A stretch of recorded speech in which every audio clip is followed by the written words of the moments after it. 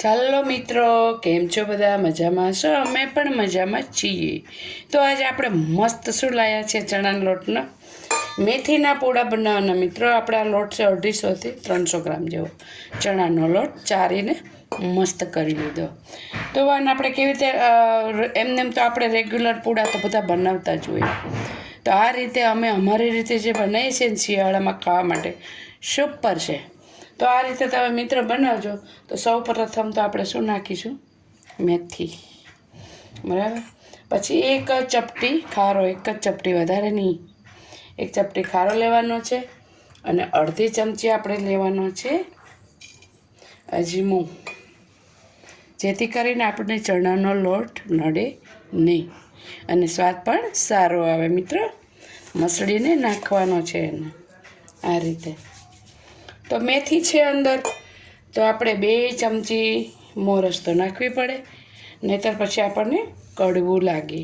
અને ના ખાતા હોય મિત્રો તો નહીં નાખવાની આપણે, બરાબર. અને હવે આવશે સ્વાદ અનુસાર નમક. જેવી રીતે આપણે ખાતા હોય એ રીતે આપણે નમક. અને સિક્રેટ વસ્તુ મિત્ર શું છે? ક્રિસ્પી બને આપણા પૂડા. તો સિક્રેટ વસ્તુની અંદર આપણે આવે છે ચોખાનો લોટ. 1 જ ચમચી આવે, મીડિયમ ચમચી 1 જ નાખવાની છે. આ રીતે એ બહુ જ સુપર બને છે. તો આપણે મસાલામાં મિત્રો શું નાખીશું? ધનિયા પાવડર આવશે. તો આપણે અડધી ચમચી નાખીએ ધનિયા પાવડર, પછી હલ્દી, અને પછી આપણે થોડો ગરમ મસાલો. ન ખાતા હોય તો નહીં લેવાનો, ખાતા હોય તો નાખવાનો. થોડી નાખીએ હિંગ, જેથી કરીને ચણાનો લોટ આપણને નડે નહીં. પછી નાખવાની છે લાલ મિરચી. એ આપણે સ્વાદ અનુસાર આપણે ખાઈ શકીએ ને. તો પછી આપણે નાખવાનું છે સૂકું લાલ મરચું પણ નાખી શકો, અને તમે એની અંદર લીલું મરચું વાટીને પણ નાખી શકો. એ આપણી ચોઈસ. અને મિત્ર બીજું કે આપણે પાણી લીધું છે, નોર્મલ પાણી છે આ, નો, અને ઉફાળું પાણી કરી લેવાનું છે. આપણે જે પી શકીએ ને પાણી એવું. તો એ ઉફાળા પાણી આપણે નાખવાનો મિનિંગ શું છે? કે જે આપણા પૂડા હોય ને મિત્ર, એની અંદર સુપર જારી પડે છે. આની અંદર આપણે નાખવાનું છે મોવણ. તો મોવણ ક્યારે નાખવાનું? આ બધું આપણે મસ્ત બેટર તૈયાર કરી લઈએ પછી આપણે નાખીએ મોવણ.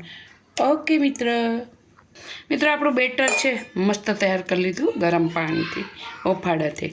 ને મેથીમાં મિત્ર ડંઠલ નથી લેવાના, યાની દાંડલા. એમાં ઓનલી ખાલી પાન લેવાના છે. મેં ધોઈ સુધારી અને નાખી દીધા છે. ડંઠલ આવશે તો તમારો પૂડો 100% ફાટી જશે, એટલે ડંઠલ નહીં નાખવાના. તો આપણે હવે આની અંદર લેવાનું છે ઓઇલ માપ સાથે.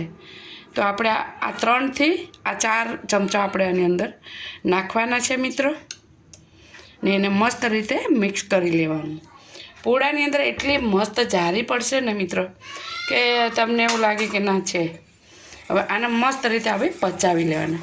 બેટરને રાખવાની કોઈ જરૂર નથી મિત્રો, આપણે એને તરત જ ઉતારી લેવાના છે, બરાબર. આ તેલ અંદર બરાબર પચી જવું જોઈએ. ઉપર રહી જશે તો મિક્સ નહીં થાય તો પૂડો સારો નહીં બને. અને ચોખાનો લોટ નાખવાથી સુપર રીતે ક્રિસ્પી અને સરસ એકદમ અંદર કાણા પડશે, હોળ પડશે એ રીતે. તો ચલો આપણે ઉતારીએ પૂડા. મિત્રો, આપણી લોટી પણ ગરમ થઈ ગઈ છે અને ઓઇલ પણ આપણે થોડું લગાવી લીધું, જેથી કરીને આપણો પૂડો ચોટે નહીં. અને આપણે લીધો છે ચમચો ઢોસાનો. તો ઢોસાના લોટાથી તમારે બનાવવાનું આવી રીતે લોટીમાં. તમારી સાઈઝ તમને જે પસંદ આવે ને મિત્રો એ કરવાની. પૂડા નાખતી વખતે આપણે ગેસ થોડો સ્લો કરી દેવાનો, જેથી કરીને પૂડો પણ ન બરે ને આપણા હાથની અંદર આગ પણ ના લાગે, આપણને ગરમ પણ ના લાગે. આનાથી સુપર મસ્ત રીતે ગોળ થઈ જશે. સાઈઝ આપણી ઉપર ડિપેન્ડ છે મિત્રો. તમે ઢોસાની લોટીમાં કરી શકો મોટા કરવા હોય તો. હવે આને થોડી આપણે ગેસ વધારી દેવાનો. પછી નાખવાનું છે આપણે કોપરાનું છીણ આ રીતે. આ જે પૂડા ખાવાની જે મજા છે ને મિત્ર, એ સાદા પૂડામાં નહીં મજા આવે. અને તલ છે ને મિત્રો આપણે શેકીને લીધા, કાચા આપણે તલ નહીં નાખવાના. કાચા તલમાં બહુ મજા નહીં આવે, સ્વાદ નહીં આવે. આ સરસ તમને મસ્ત લાગે. એટલે આ રીતના તલ નાખવાના. અને પછી આને શું કરવાનું? તવીથો હોય ને એનાથી આમ બેસાડી દેવાનું, નહીં તો તમે જેમ ઉલટાવો ને તો એ બધું તમારું છૂટું પડી જશે. જો ગરમ હોય એટલે મસ્ત ચોટી જાય ને, કેટલું સુપર ચોટી ગયું જો. અને આ પૂળો ખાવ ને એટલે કાંઈ ઘટે નહીં. અને એની ઉપર તો આપણે 1 થી 2 જ વાર તેલ લગાવવું પડશે, પછી એની રીતે પૂળો ઉતરી જાય છે. જો ઓઇલ બહુ ના ખાતા હોય તો ફરી પૂળામાં ઓઇલ નાખવાની જરૂર નથી મિત્ર.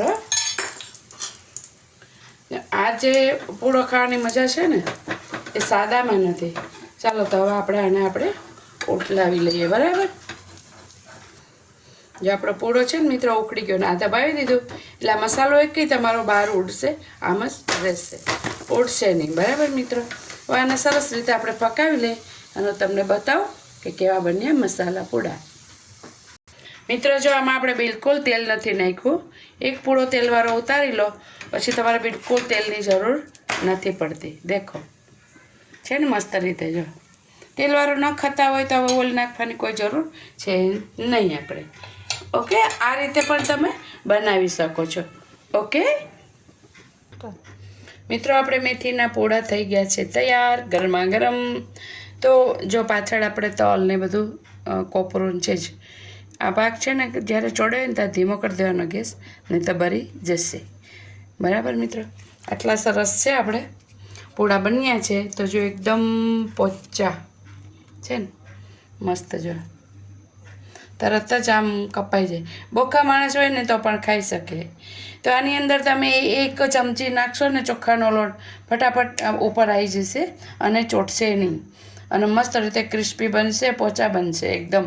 તો તમે આને મિત્રો દહીં સાથે, દૂધ સાથે, ડુંગળી સાથે, જેવી આપણી ચોઈસ એ રીતે તમે ખાઈ શકો છો. અને હા, કે તમારે ડાયાબિટીસવાળાને દેવા હોય તો મોરસ આની અંદર સ્કીપ કરવાની છે. મોરસ ન મોરસ. ઓકે, તો ડાયાબિટીસવાળા આરામથી ખાઈ શકશે.